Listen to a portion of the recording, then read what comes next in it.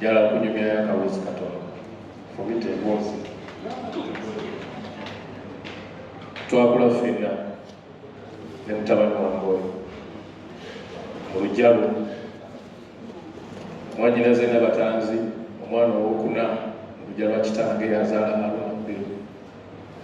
so si byakwesibako Haruna Mubiru musaayi gwange twakula netutuuka we tutuuse ensi netugabana ensi bwetugabana nze nentwala mu bidongo munange nemutwala mu bwakinyozi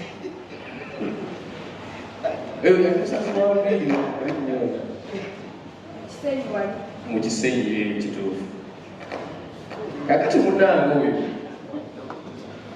bwenfunamu ku kasente nga munange talina na byuma bisala mu Kisenyi awo nga kuovinya awo tulina we tulina akapoloti kaffe akafamira awo omukulu ono bwe twamufunira akasenge ng'abeera mu Kisenyi wakati awo era wasalira ki era bwenzija okumanya mashini emu gye mmanyi esala enviiri erinnya lyayo supertepa gye yammanyanga nanga ojja kulira supertepa ngenda kukola sente mu Kisenyi nezijukira nga banagula 2 wali yagala kukola saaluni naawe Kisenyi kakati nengula supertepa nenzimuwa mutabani akole ki akole kuba twesuubiza nti fenna tuyiye twajja ku kibuga kuyiya sente olunaku ne lukya abaana ne bamusumagiza abayebase supertepa ne bazimba n'afuluma nga naye mumanyi mu Kisenyi eggaali ezibeerayo abaana abakubi b'engumbi abalina ebiso abalina biki n'afuluma agobe emisinde ababbye ki supertepa nga mu bintu bibiri ate bwanaŋŋamba nti nno supertepa bazikoze ki ate naye ng'alaba obulamu babukoze ki bwe yanyumiza emboozi eyo nze ebirowoozo byange byagenda wala ye mukulowooza nti kuba nanyiiga nalowooza neŋŋamba omwana wa mwannyinaze mu Kisenyi yafulumya ekiro n'agoba abavubuka abalina bye balidde ne banywedde oba oliawo ebyali bakambwe ekiteetaagisa bwe bamufumita ekiso kale nange wadde embeera li tennaba kuba nnungi naye ate yemunayi nali musingako nemugamba akola ki olemeddeyo tovaayo bw'avaayo najja nga tuli Migos production teyatandika na kuyimba musajja oyo yali musituzi wa byuma ng'asitula byuma nyumya emboozi eno lwa nsonga waliwo abajja ye n'alowooza nti bakuba bukubika gye n'okola ki n'oyitawo abalina emikisa bakikola wabula buli omu sitaba na mukisa ogwo najja n'atandika okuba omusituzi waki era nzijukira lumu namuŋoonaawo twaliwo olutalo abawagizi balwana mu kulwana nga ffe twekwese wansi w'entebe tukola bwe tuti musajja wattu n'alwana asitula ebyuma ase ku mmotoka ebyuma bya kojja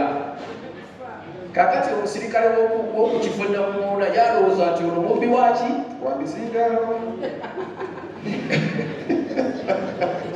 bakubaluna bakuba omusajja babbi nga talina musaati kaweddeyakamusajja naye awo wonna nga Katonda ali mu kumukola ki kumuteekateeka bwe yava kusitula ebyuma n'atandika okwogera ku drive nga bano bebula temusubwa leero kundi agenda kujja kundi temusubwa bayimbi ebisakisemabula kibiki mulimu gwesikoze teguliyo era okuyiga okuyimba ayigira ku drive ezo teyakolanga naye ng'ayagala nyo ennyimba z'abakazi ng'ayimba nyo ennyimba z'abayiri n'amatoka tamusaasira baanyabo gaza abayimba nimbye awo omuntu waffe ayiga okukola ki okuyimba ayiga okuyimba Haruna Mubiru Mukama n'ayamba n'ayigamu okuyimba najja neyegattako ku Diamonds Production nga tumaze okuvaayo naye n'amala n'akomawo kati ng'ennyimba z'awandiika yalina ennyimba ze yali ayimba nga tezinkolera bulungi ng'ayimba ebintu nga tebigatta eddoboozi owulira omusajja alifunye naye ng'ebigambo tebikola ki ebimba byonera bidde nalisaagala oba baabibirima kyo nali nsaaga simanyi nali nsaaga simanyi nali ki nga biri awo tebikola ki nga byakutulayo twalina jamu yaffe jamu session yaffe ku AY kakati ngenda okuwulira bwe nali nfuma nga ngenda n'okugenda Aruna n'alijja ayimbe ngenda okuwulira ayimba ekitono kifansalira noyofolina nali nfuluma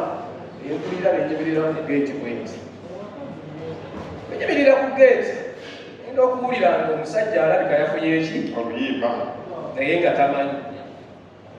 bimba bwe buggwa nenkomawo emabega nezija nemugamba enkya tukeera ku studio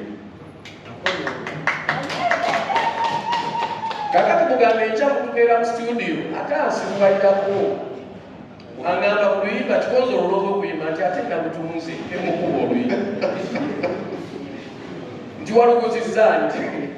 ng'omuntu bwe yaluguzizza muntu wange naye kati nga ate noono njagala akole ki yali aluguzizza mulongo kato lwama kyokka mulongo kato lwama taata wange mu music naye aluguze naye aluwadde ani Mutiibwa Doreen Mutiibwa nga naye tebanagenda muki neŋŋamba kakati gwe Aruna ebisigadde gwo tukedde mu studio twakeera mu dream studio wayawe okugenda okukola oluyimba ekitooke kifaaki kifansali mulongo n'asanga misaaki wakoze ekiremuga taata nsonyiwa naye omwana ono awokolwadde alina okuyitira era Katonda n'atuyamba okuva ku kitooke kifansalira tadda mu mabega so bingi byensobola okunyumya kwa Aruna bingi nnyo naye nze wano wendi ndi mu birooto byange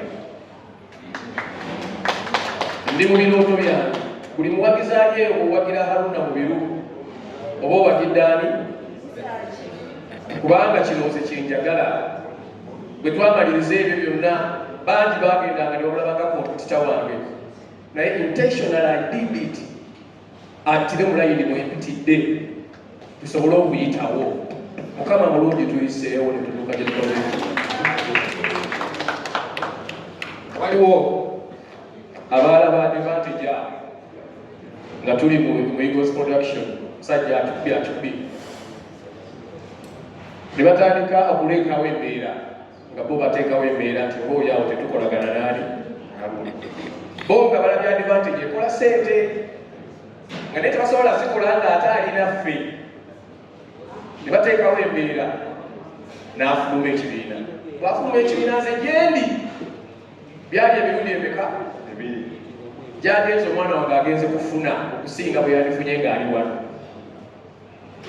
naye ate nga bali balina teeke gye baali bakozesa embi eraga nti oba waliwo n'engeri yaki yembiranyi era waliwo olumu lwetwali ku konsatiyo ne wabawo omuntu omu yayogera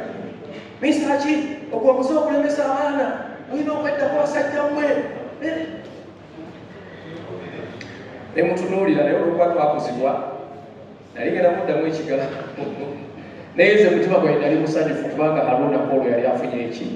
ssente n'abantu tutudde wala era bulijjo nkimugamba nti Aruna ffe bagagga beewaffe teweesiriwaza ffe bagagga beekaffe tulina okukyusa famire si bwe kiri era nkiddamu nekigamba kati bajjajjaabo baafa bonna kati ffe bagagga baawa tulina okukyusa famire eyo Mukama mulungi Aruna bwe yatuuka gy'atuuse obwongo tebamukyusa wadde byonna byaliwo yamanya nti Misaaki Mutaaya Mayinja be bamaama be bataata era tuli mu butambuzi bulungi nnyo era kyobola buli kimu kitambula buki nsaba Mukama ekirooto kyange kyongere okutuukirira nga mwenda Serena njagala mujje musinge n'abajja ku konsati yange kimanyi mujja kujja abawagizi bange era abawagizi ba Aruna mu biru mujje konsati eyo esobola successful abandyagadde ereme mutugambe ebibakalire ku mutima. Bwete era bwe njagala okubasaba mujje ku konsati ya muwala wange Olinga Mukaaga December naye nja kubeera ku Serena. Nga bwensaba nga bwensaba Ketti Ssebo Mwami Ketti manyi woyo ne Maureen mulowoozeeko manyi asobola okuba ku kyalo ekinabeera. Njagala okutwala omukisa okwebaza MTN Uganda kubanga MTN eyo ffe tukolaganya ebbanga ddene twaliko ne retailership nayo some years back. Ndowooza wayali 2005-2006 nga ffe tuli bakozi ba MTN ebiseera bwabeerawo wano bamwami Africa Gonyera n'abalala.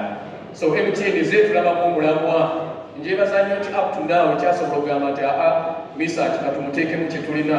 Haruna katumuteekemu kye tulina, oba musiki waffe gwe muyita owa band abalala gwe baali bagamba nti nno yakwo ne baba nga bo bakyalina confidence egamba nti ntadde ssente mu junira eno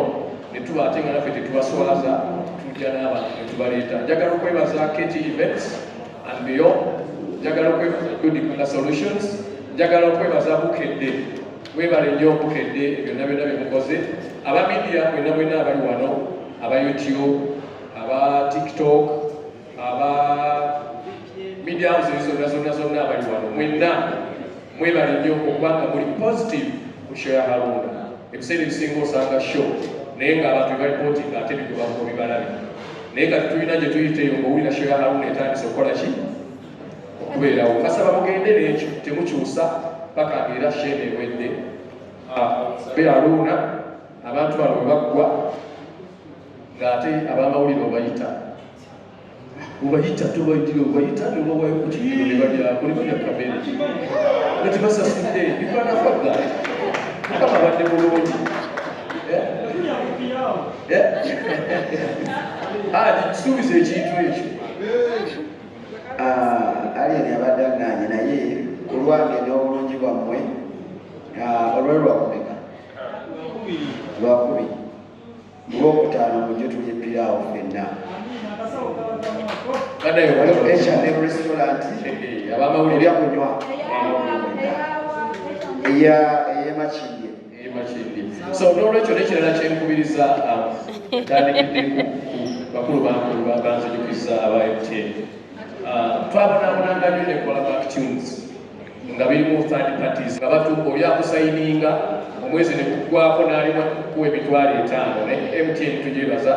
bateekawo bode gye tukolagana nayo. So abayimbi nze ndi omu ku babeeranga hesitant ennyo ebyo byali byantama naye juzi kubanjira ne bannyonnyola. If I'm to be honest, okukolera sayininga ne wentuuse kati eyefunyeemu ku mugaati. N'olwekyo mbakubiriza abayimbi abali eyo naddala abali wano Mori, my daughter Carol Nantongo, Alhaji Kimanyi Wakimaze, gwe Ssebo nkulabira sayininga ne MTN Callback Tunes n'abayimbi abalala abali eyo gyebiri bireeta abantu bituufu. Thank you so much. Mwebale nnyo mwebale ddala. Tujja binyumya one on one ebikwatagana ne Haji oyo ne Moses Pam.